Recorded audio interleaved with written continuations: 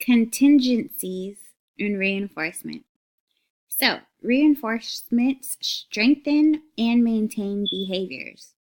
There are 4 different areas that we look at for reinforcements. We look at positive reinforcement, negative reinforcement, extinction, and punishment.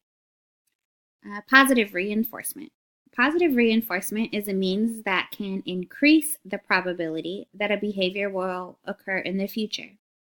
Positive reinforcement is generally used when first trying to teach a new skill, such as teaching a replacement behavior for an interfering behavior, or to increase appropriate behaviors.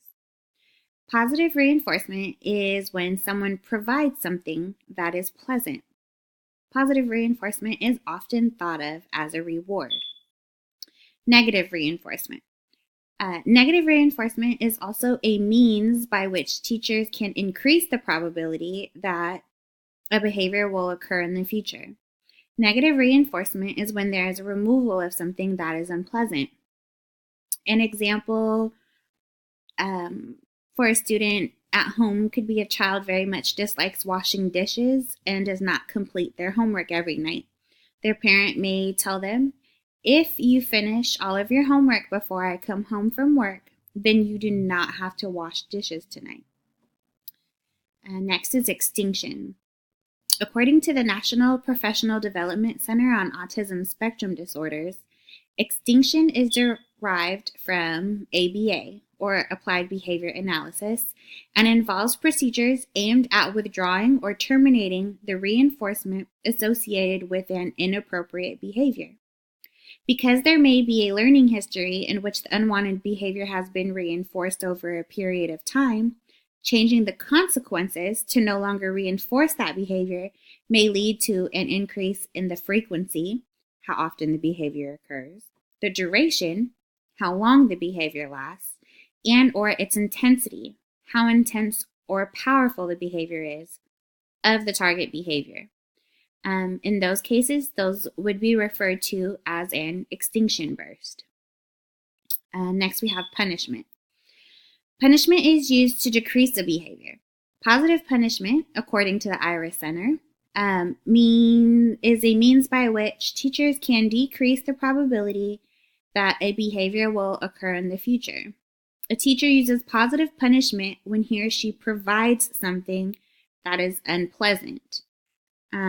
Sorry, Johnny, that's not good. Now you must copy this page from the dictionary during your recess. So that is providing something that is unpleasant. Negative punishment is a means by which teachers also use to try to decrease the probability that a behavior will occur in the future.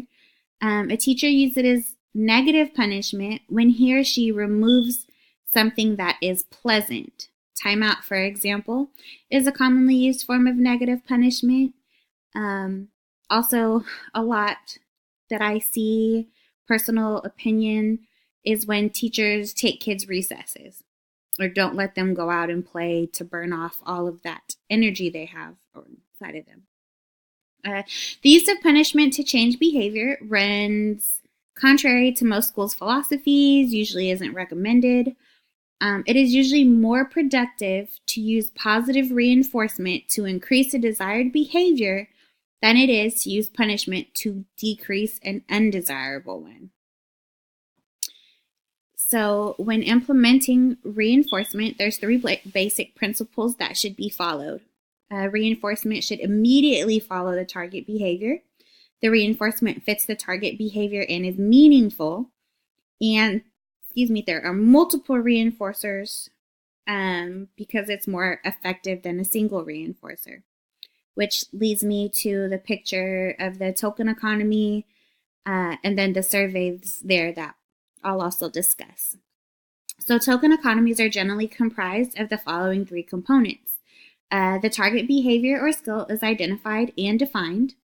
A medium of exchange is selected. So what the child will be earning. Is it tokens? Is it marks? Is it pictures with Velcro? Here in the photo, you can see there would be stars cut out that the learner would use after using their target skill. And then there's backup reinforcers. So different items or activities that can be purchased after acquiring a certain number of tokens. So token economy programs can be used in a variety of settings, the classroom, the community, at home, to help students acquire target skills. Teachers and practitioners may find them particularly useful because tokens can be administered immediately following the behavior. They do not interrupt the flow of an activity or lesson. They maintain a learner's behavior over long periods of time, and they can also be used with several learners at the same time. As much as possible, students should be given the options or be able to choose their reinforcers. So, establish contingencies by consistently and immediately following target behaviors with consequences. Reinforcement must be contingent, if-then statements, such as, if you finish these 5 math problems, then you earn 1 token. If you read these 2 sentences, then you earn a token. And utilize schedules of reinforcement. So do not provide a reinforcer for each correct response or instance of behaviors.